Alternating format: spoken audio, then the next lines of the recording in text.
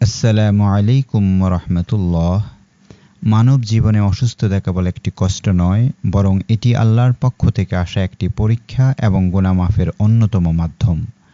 তবে পরম করুণাময় আল্লাহ আমাদের যেমন রোগ দেন, তেমনি পবিত্র কোরআন ও হাদিসের মাধ্যমে সেই রোগ থেকে মুক্তির পথও শিখিয়ে দিয়েছেন। আজকের ভিডিওতে আমরা এমন দুটি শক্তিশালী দোয়া শিখব, যা আমাদের শরীর ও মনের সকল ক্লান্তি আর অসুস্থতা দূর করতে ইনশাআল্লাহ সাহায্য করবে।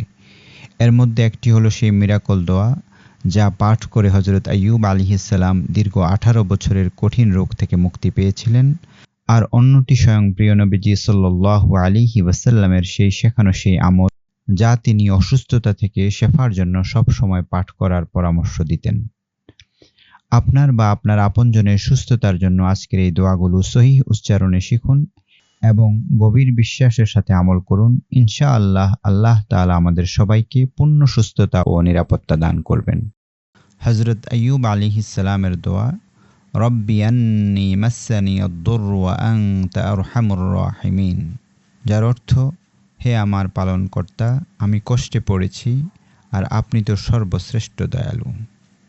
নবীজি সাল্লাল্লাহু আলাইহি ওয়াসাল্লামের শেখানো সেই বিশেষ দোয়া, আল্লাহুম্মা রাব্বান নাস আযহিবিল বাস ইশফি আনতা শাফি লা শিফাআ ইল্লা শিফাউক শিফাআন লা ইউগাদিরু সাকমা।